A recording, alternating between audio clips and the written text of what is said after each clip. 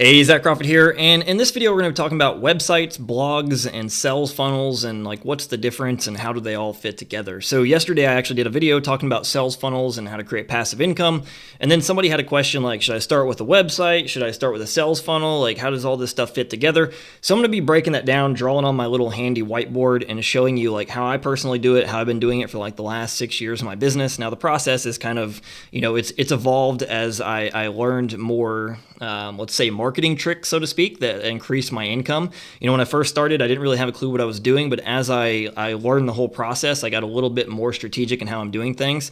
So I'm going to show you the process of really what I would do and how exactly I would do it if I started all over again. With that being said, if you're new to the channel, make sure to go below, smash that subscribe button, hit the notification bell so you get notified when I drop new videos. And finally, what you want to do is you want to comment below, and here's the reason why. Every single day I'm giving away a free course that I charge $1,000 for on this channel that will help you learn how to create a successful business, and all you got to do is comment below. Best comment wins, whether it's an insightful comment, something that makes me laugh, something that makes my day. I pick the best comment every single day. And it doesn't just have to be on this video. You can comment on any of my videos on the channel, and I will pick the best comment for the day. I will reply to you and let you know if you won. With that being said, what I want to do is I want to break down really quick and explain how, all this stuff fits together. So I want to share the differences of what really like a website or a blog is. For me, I'm always really referring to a blog. I don't really do websites. Websites are something static, and by static, I mean literally like you put the pages up. Let's say it has like 5 pages on the website and you never change anything. A blog is interactive, the post update, things change. So for me, I pretty much just use blogs. I don't really use like a static website, so I'm not really going to refer to that too much. What I do use always is sales funnels. So I'll be honest, I think you really need both, and I want to explain to you why and how they fit together. When I first started, I just started with a blog. I didn't have any clue what I was doing, and basically all I did was just create content. So I'm just going to right here, and we're going to do different scenarios, by the way. I'm going to give you scenarios like if I was using social media channels, if I was using Google, if I was using YouTube, that way you can understand how I would do things, because the things interweave how they fit together. So a blog is just essentially, let's just say for me, when I actually do these YouTube videos, I have transcriptions made, and a transcription is just the written text. So I'll have the video, and then I have written text below the video. And the reason I do this is because it helps rank in Google. The reason I think when people say you just need a sales funnel and that's it, I think it's really a short-termed way of thinking about business, and here's why. People digest content differently. Not everybody likes to watch videos. Some people prefer to read, believe it or not. I love books. And when I first started out, I loved blogs. That's why I started with blogs. And secondly, I was scared to do videos, so blogging was much easier. It's how I made my first probably several $100,000 before I ever even touched videos in multiple different niches. So a blog is really used for ranking in Google. That's how I look at it. I do put my videos on there, but Google traffic is money. When somebody types in something example, how do I create a sales funnel? That's very, very valuable in order to show up high in the search engines for that. If you didn't have written content, you're not going to show up in the search engines. It's going to be very hard to get a sales funnel to actually rank, right? Then we got sales funnels. So a sales funnel, and what I want you to really think about this as is, and don't judge my drawings here. I'm not the best. So a sales funnel has different levels, right? Up here we have different people. So I'm just gonna draw some stick figures, and the people can be from different places, right? It could be from Facebook, it could be from Instagram, it could be from YouTube, it could be from Google, they find you on your website. And then the whole point of a sales funnel is to funnel people to the bottom, which means they become a customer, right?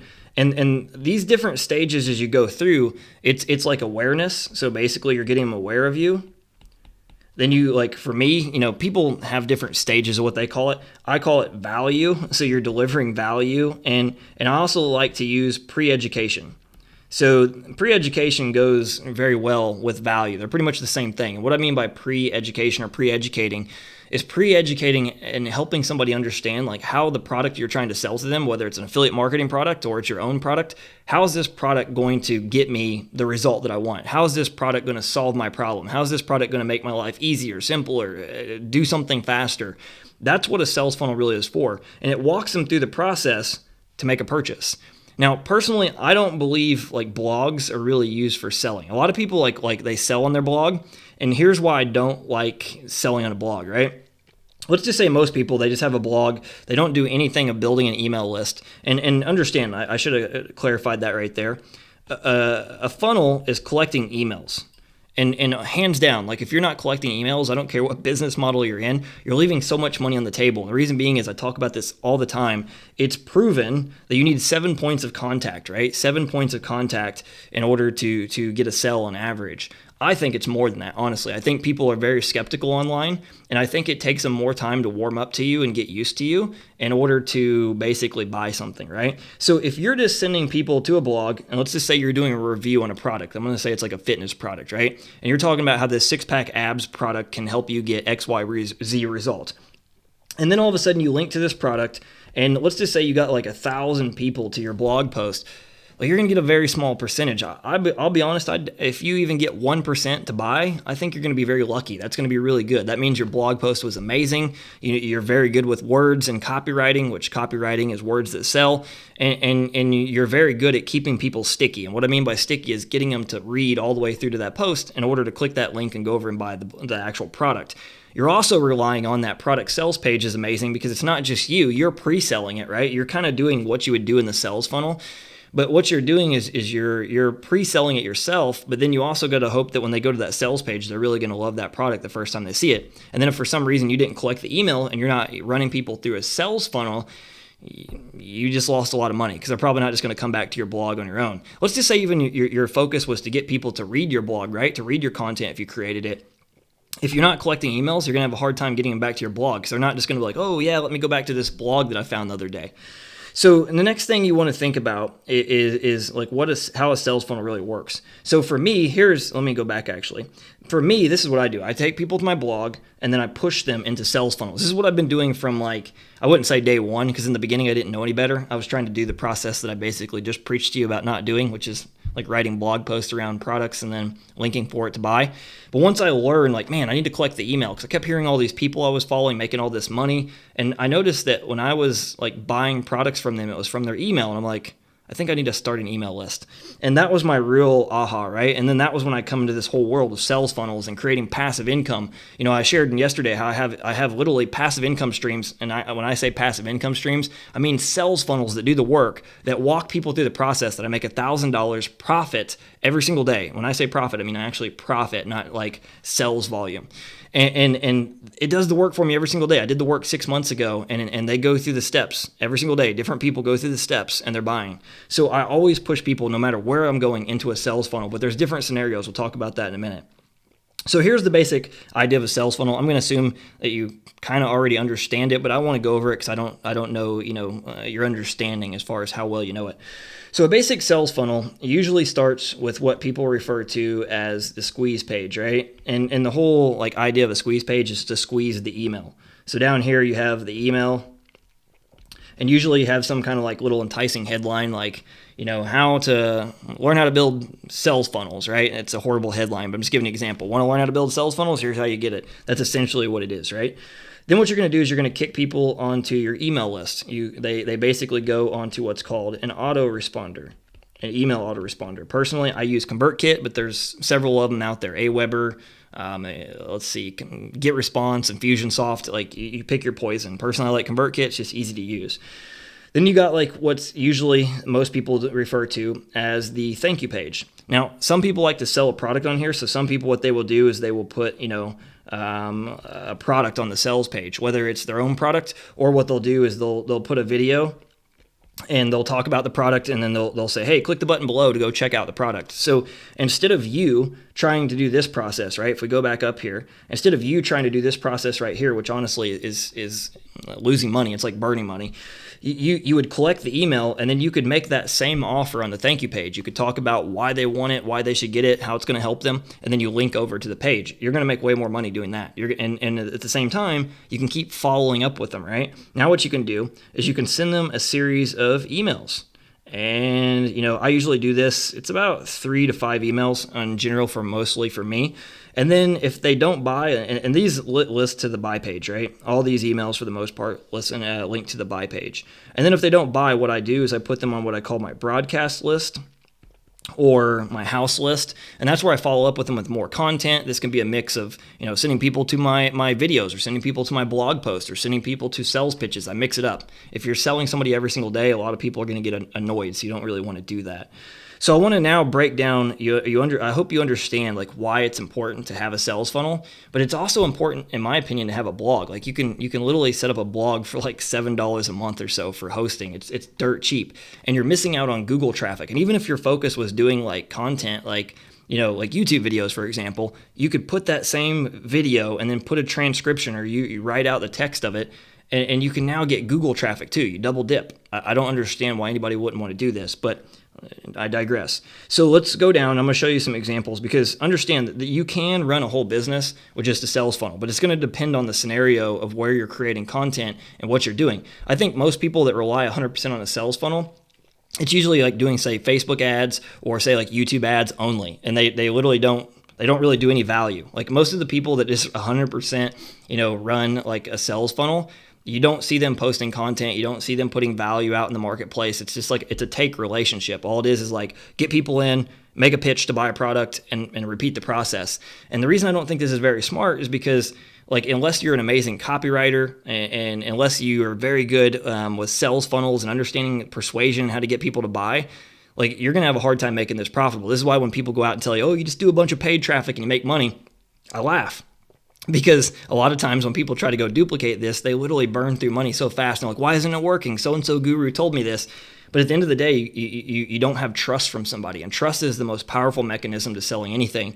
And that's why I like content, whether it be YouTube, Instagram, pick your poison. But then you send people into sales funnels. So I'm gonna explain to you the scenarios of how I do it. First one I'm going to use, since we talked about blogs, is like we talked about a blog, right?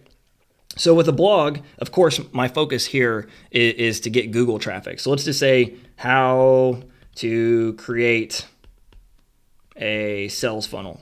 And that's what that blog post is. My goal is to rank for the keyword, how to create a sales funnel. Somebody lands on this page, I'm going to talk about first, like, why do you need a sales funnel? Why is it important? How can it help you? How do I build a sales funnel?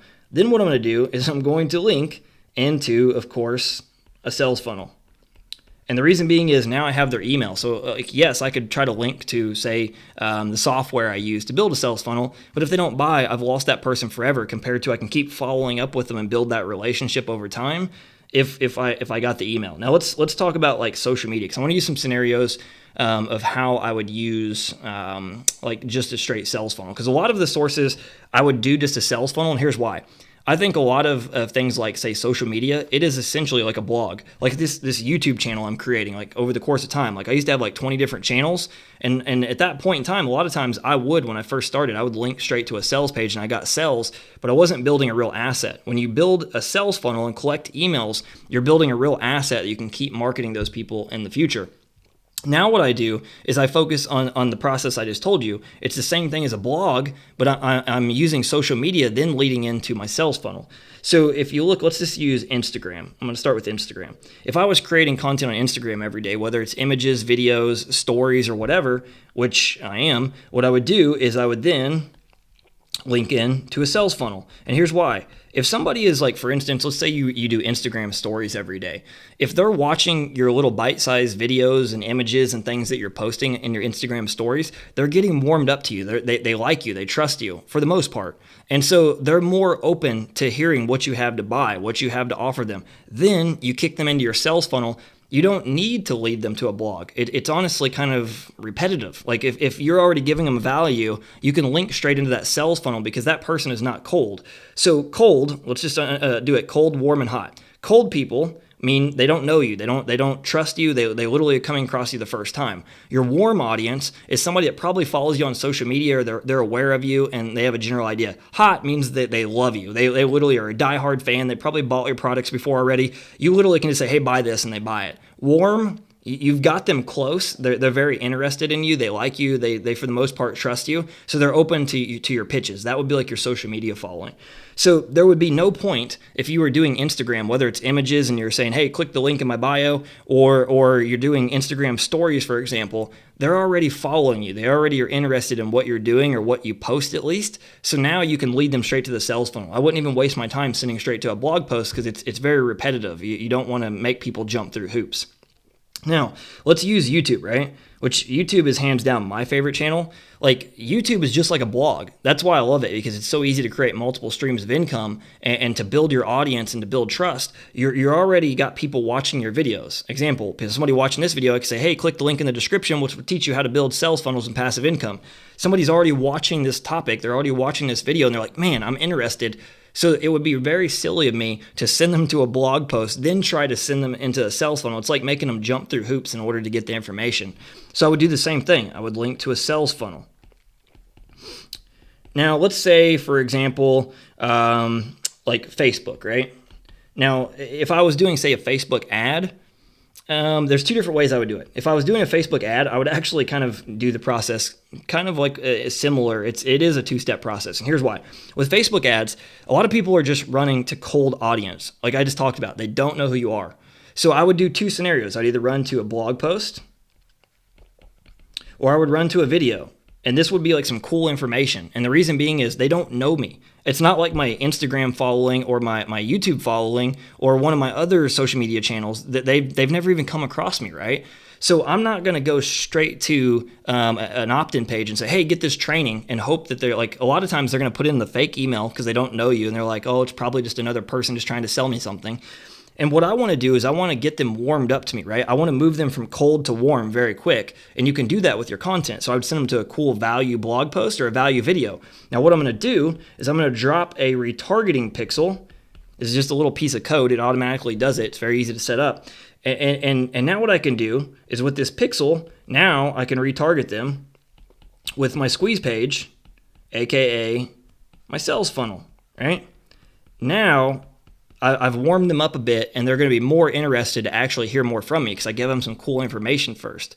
If, for instance, I was doing not Facebook ads, let's say I'm not doing paid traffic, and I'm doing, like, say, for my Facebook, I don't think profile, I think fan pages suck. So let's say profile, I know that B looks like an 8.